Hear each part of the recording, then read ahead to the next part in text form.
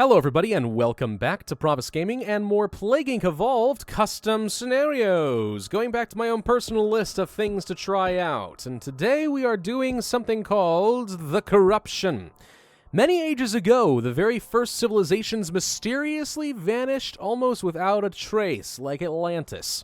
Some attribute this to war, others to nomadization.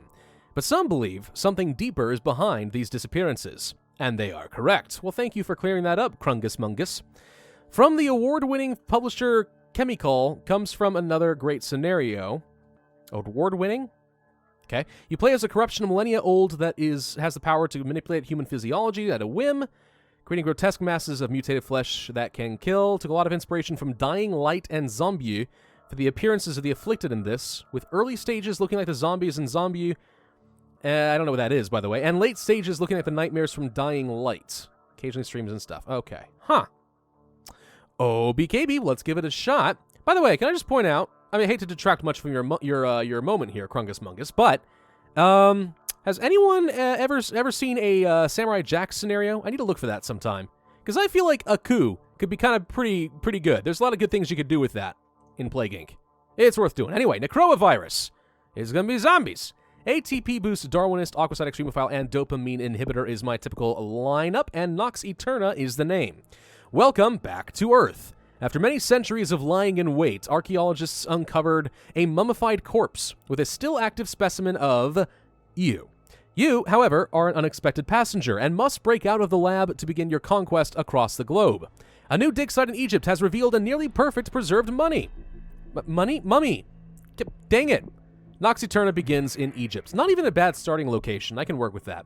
No transmissions to start. We have some symptoms and no abilities. Okay. Subconscious manipulation. Gain the ability to passively influence afflicted to perform certain actions. For instance, escape the lab you're trapped in. Well, that sounds like a good starting point. Subliminal messaging. Electrical signals sent to the ocular nerve send false information to the brain, resulting in some things not looking like they seem. Well, I'd rather get out of this thing, so let's start with that. Headache. Manipulation of neural pathways allows for greater control over the afflicted, increasing infectivity and severity. Sounds good, pick that up. And we'll go for the subliminal messaging, which also leads to impulse management.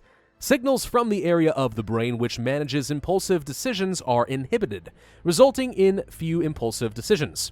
Decreases infectivity. That doesn't sound like something I want, but it also appears to reduce severity. I guess under certain circumstances that could be good, but for me, no. Sorry, I had to take a drink. A doctor missing in Egypt.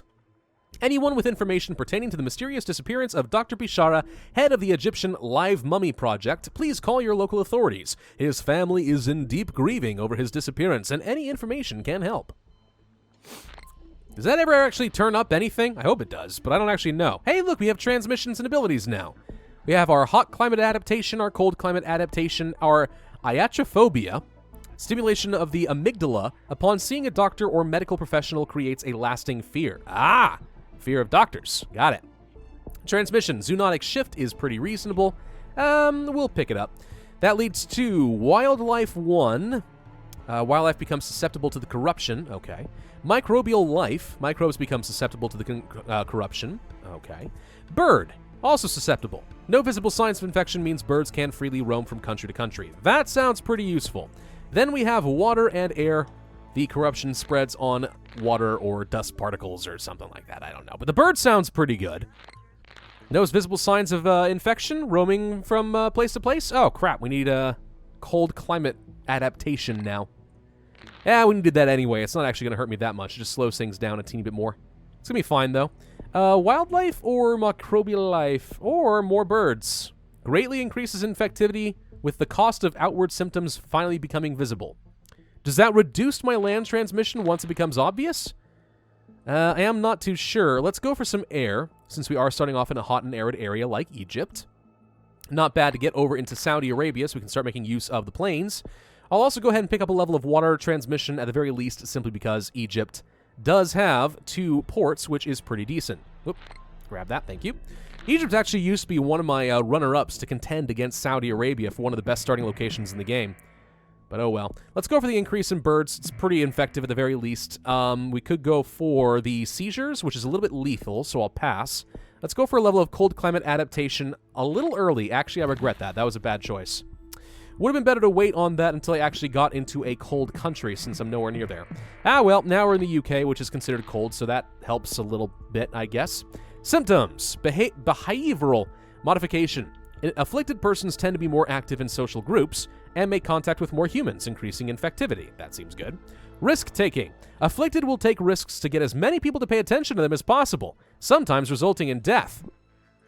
Like the type of people that climb a skyscraper with no equipment. It's just like, dude, the only reason people are watching you is, I mean, one, yeah, okay, it's genuinely impressive, but two, they're watching to see if you die. That's it. Is it really worth that kind of attention? I would say no, but some people think yes. Let's go for the microbes. That leads to life 2 and 3. You can skip 2 and go directly to 3 if you want to. Increasing infectivity, slight visibility. Greatly increasing visibility. I mean, more severity doesn't really hurt me that much. Severity could result in a bit of extra DNA and give me some more gas to work with, so that seems okay to me. We'll save it for microbial 3. There we go. Boom. Okay. Doop, doop, doop, and doop. Ah, don't miss that. Would hate to lose out on even 2 DNA points. That would be unforgivable. All right, let's go for some risk-taking. That leads to Ascension. Complete control over the afflicted's mind and body converts them into a mindless template, ready for mutation, renders the cure useless. Well, I guess I won't bother with that until I'm actually at risk of the cure. I assume I'm going to get zombies that are able to get, you know, to, like, Greenland and stuff. Can I do some transfers? Can I travel? Probably. We'll go for another level of water. Water 3 is kind of meh. I mean, it's not bad. We might pick it up anyway. All right, let's go for water 3. There's something here in the middle, like a super bioaerosol, probably. In the meantime, though, we're getting a pretty reasonable spread, missing out on several key islands, but otherwise doing okay. There's New Zealand down. Australia is trying to hunker down, and so is Greenland. There's the seizures. We'll go for some more cold climate, I guess, but then blood corruption. Corruption begins spreading throughout the body via blood vessels, creates a very visible black veins, greatly increasing severity, slight chance of death. I like the slight chance of death. We'll do that, and then we'll pick up the Ascension as well. This leads to Reap the Weak. Ascended Afflicted will assist infecting and fully converting to Ascended. Okay, severity. Now, keep in mind, of course, if this is your standard Necroa virus, severity is pretty important for actually spreading your zombies around. That and combat advantage, so we'll have to do that. Optimizations to the ocular nerve and vision processing center of the brain result in faster reactions and better perception, increasing combat efficiency. Like that. Group mentality. Afflicted communicate telepathically, allowing for mobs to swarm locations. Increased severity and unlocks the hordes. That sounds like something I want. And now we're starting to reanimate the dead, which I really like. So now we have access to the swarms. This for the swarm. Let's go from the UK over to Greenland because I don't like that they're holding out on me. Let's go from Indonesia to Australia. Okay. What else are we missing? A few islands up here. Philippines, New Guinea, Madagascar, and Scandinavia. Scandinavia. How dare you. Let's go here. Okay. So a lot of infected people, but not everyone's turning into zombies immediately. The important thing is we're getting some presences in these islands. Okay, let's go from here to here, and let's go from here to here. And that more or less controls everything. I think we're just missing out on Sweden, which we can fix by going for the Baltic states up there. Greenland still hasn't been infected, but they haven't arrived yet, which is fine. Telepathic link increasing the horde size and speed. Sounds nice. Also combat effectiveness. We'll grab that. Breeding grounds. The corruption can fuse corpses together. Ew. With enough corpses, a breeding ground will be created. Enables corpse transmission. Yay! Attack the unworthy, which is everybody. Afflicted violently lash out towards uninfected, increasing severity and lethality. Okay. Looks like we can reanimate corpses, which I don't care about. Zombies have successfully destroyed Korea and Japan. Okay. Missing out on the Caribbean. Aha! Can't forget about that. Let's go down from Florida.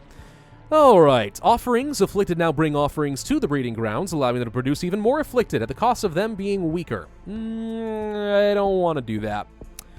Attack the unworthy, maybe. Keen perception for combat efficiency, or the Reap the Weak.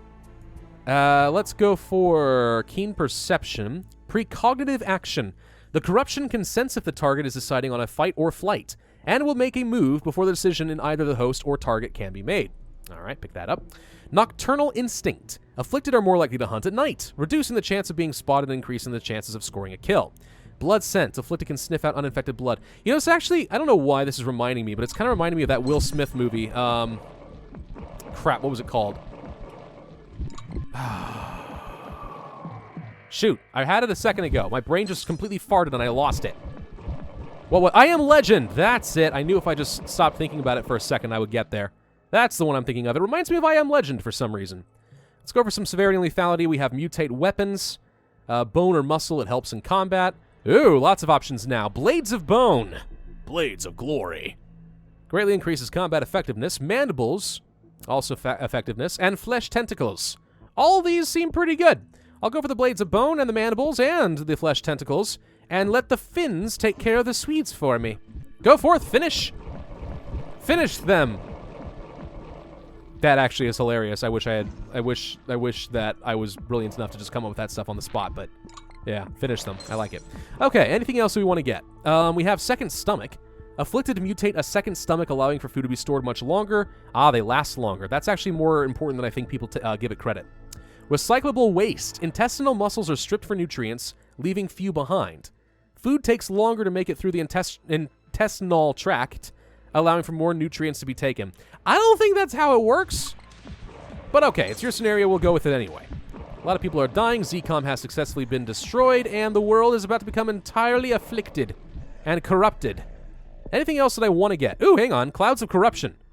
Infecting large areas of lands quickly. What is that, a Spore Burst? I don't know. Nox Eterna has successfully destroyed humanity, though. There we go. Not bad. 2 stars, 46,000 points, 448 days. All in all, this just sort of seems like the classic Necrovirus, but it's not like a copy and paste with different descriptions. It actually is created in a way that I think works as well as the actual vanilla game Necrovirus, and that's kind of impressive to me. It's a legit Necrovirus without being a copy, and it's still balanced, and it still makes sense, and it's still cool. This is actually a really good scenario. Someone did a really good job on this thing. Award-winning indeed. Perhaps you do deserve that, I'm not sure. But yeah, I liked it quite a bit. I'll absolutely recommend it. The Corruption, there we go. Maybe we can soon add this to the popular tab. Game, endemic, please.